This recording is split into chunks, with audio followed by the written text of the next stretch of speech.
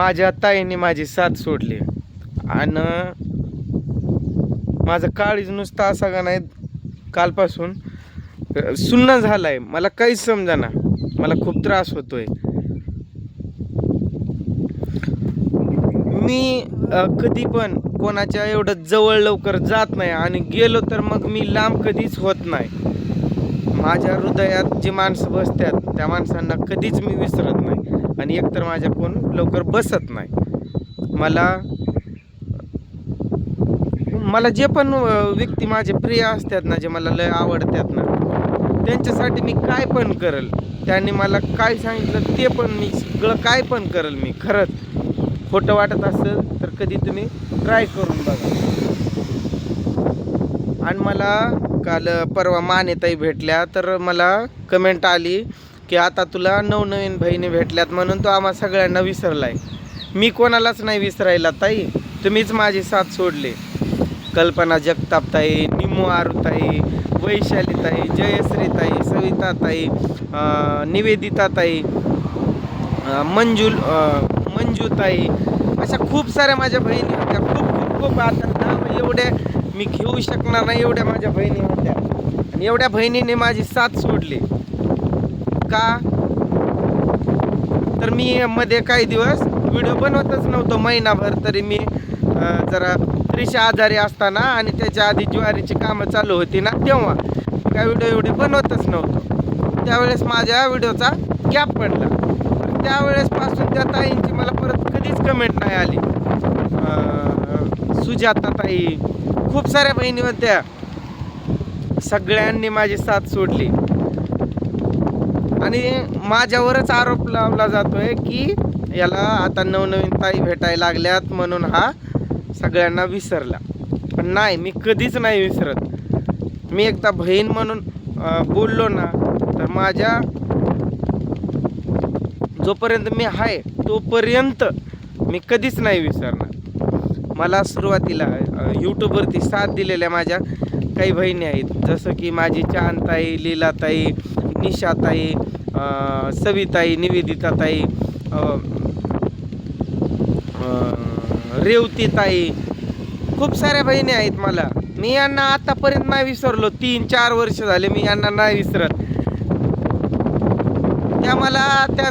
त्यांना माझं काय आवडलं नाही काय माहीत. आधी मी कुठं चुकलो की मला समजून सांगायच्या, मला बोलायच्या. बरं नंतर काय झालं काय माहीत, सगळ्या गायबच झाल्या. नाही बोलत आता कुणी माझ्याशी. त्यांचा भाऊ आता त्यांच्यासाठी चांगला नाही राहिलाय ना. भांडणं करतो, घरात वादविवाद करतो. मी मुद्दाम करतोय ना असं वाटतंय ना. तुम्हाला नाही माहीत कसं असतंय. मारणाऱ्या बैलाची शिंग दिसली ना तर तो बैल लय मारतो अशी त्या बैलाबद्दल सगळ्यांचं मत असतं. तसं या बैलासाठी सगळ्यांचं मत असं झालंय की हाच खूप बेकार माणूस आहे, हा पूजा वहिनीला त्रास देतो, हा भांडणं काढतो, हा खूप बेकार माणूस आहे असं सगळ्यांनाच वाटतंय. बरं मी काय अशा वेळेस मी सतत व्हिडिओ नाही काढत कधी. ती काय बोलताना प्रत्येक शब्दांचा जर मी व्हिडिओ काढत बसलो तर अक्षरशः तुम्ही म्हणचाल कसा बाबा तू जगायलास, तुलाच माहीत. वारा एकलाही सुटलाय. मी जरा चाललो होतो बाहेर आम्ही आणि व्हिडिओच काढला नव्हता मी. मग आता म्हणलं इथे एक व्हिडिओ काढावा. मी लेकरांसाठी, पूजासाठी मी किती काही करू द्या पण त्यांना माझी कदरच नाही.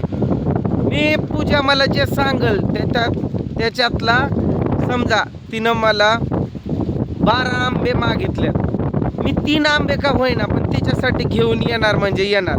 उदाहरण आंब्याचा देतोय म्हणजे फक्त आंब्याचाच नाही आहे विषय, बाकी काय पण म्हणतोय मी थोडं का होईना पण तिच्यासाठी ते करतो म्हणजे करतो. तिनं माझ्याजवळ कोणतं काही का सांगू द्या, काही का बोलू द्या, मी तिच्यासाठी एवढं करून मी स्वतःसाठी कधीच नाही काय करत.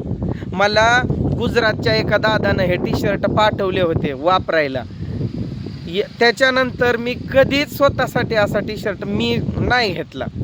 आता मी मुंबईला वगैरे गेलो तर तिकडं आम्ही याला गेलतो आता वैष्णोदेवीला वगैरे, तेव्हा ते 2 टी-शर्ट आणलेले बघा आधी. तर ते असं मी कुठं गेलो ना मुंबईला वगैरे तेव्हा घालणार, फक्त तेवढे ते 2 आहेत. बाकी मी काहीच नाही करत स्वतःसाठी, काहीच नाही घेत मी. पण त्यांच्यासाठी मी काय ना काय, आता त्या दिवशी एवढं मोठं शॉपिंग करून दिलं, आता पण त्यासाठीच निघालोय, तिच्यासाठीच. पण या गोष्टीची कदर नाही. म्हणजे पुरुषानं बायासाठी किती का काय करणार, तो कसा त्याचा जीव त्याचा रात्रंदिवस असा खासूनच असं त्याचा नाकी नौका येईना, पण त्याची कदर कोणालाच नाही. मग पुरुष बोलला की दिसतं तोंड. आता मानेताईंचं बोलणं मला त्या दिवशी एवढं आवडलं ना भरपूर, कारण मानेताई एवढ्या समजावून सांगत होत्या की वहिनी, नवरा जो काही करत असतो, बोलत असतो, आपल्या चांगल्यासाठीच बोलत असतो. आपल्या माहेरी काय ठेवलंय, माहेर आपलं किती दिवसाचं, 4 दिवसासाठी सुखाचं असतं, नंतर तिथंच राहिलं की मग आपली किंमत नसते. असं तसं त्या किती तर भारी बोलल्या, मला खूप आवडलं. तसाच आमचा कल्याणचा दादा पण समजावून सांगतो आणि कधी पण योग्य तोच मार्गदर्शन करतो. आणि ह्या मार्गदर्शन करणाऱ्या बहिणीच गायब झाल्या, यांनीच माझी साथ सोडली. आणि आता यांच्यातूनच कोणीतरी मला कमेंट करतोय की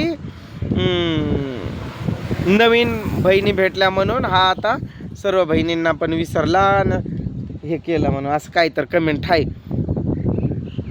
आणि मी त्यांना रिप्लाय दिल्यानंतर परत त्यांनी ती कमेंटच डिलीट केली तिथून.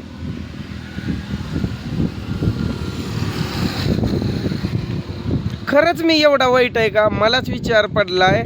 सगळे मलाच वाईटमध्ये ठरवतात, सगळे मलाच, तू खूप बेकार, तू खूप हे, तू गाढव, तू मूर्ख, सगळ्या चुका माझ्याच. CCTV बसवावं लागेल घरात. मग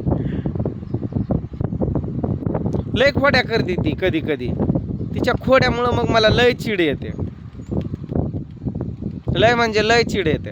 आता पण मी म्हणलं व्हिडिओ काढू आपण, बस तुमचं काय सतत कुठं निघालो की व्हिडिओचा असतोय म्हणून, रस्ता आहे ना इथंच, लोक येणारे जाणारे बघतात म्हणून ती जाऊन बसली मंदिराकडं. इथं मंदिर आहे तिथं, आणि मी इथंच थांबलो. म्हणलं जा बस, मला काढू दे म्हणलं. रागातच तिला बोलल्यावर ती तिथंच बसली आणि मी इकडं बसून मग व्हिडिओ काढायलोय.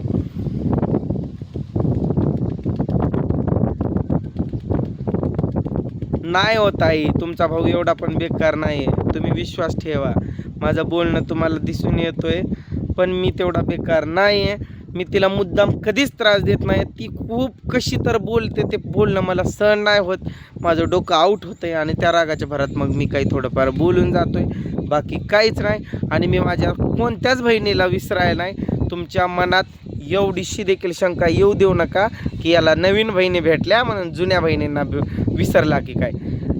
विसरलोच नाही आहे. आणि मानेताई ह्या पहिल्यापासूनच आपल्याला म्हणजे ओळखतात, त्या आपले व्हिडिओ पहिल्यापासूनच बघतात सुरुवातीपासून, फक्त त्या कमेंट नाही करत.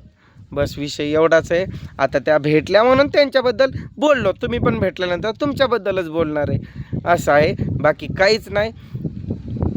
सध्या मी खूप टेन्शनमध्ये आहे, खूप म्हणजे खूप टेन्शन आहे माझ्या मागं. काय सांगू तुम्हाला, सांगेल कधीतरी वेळा पडला की मी का टेन्शनमध्ये आहे ते. तोपर्यंत आता सगळ्यांनी काळजी घ्या. Bye bye.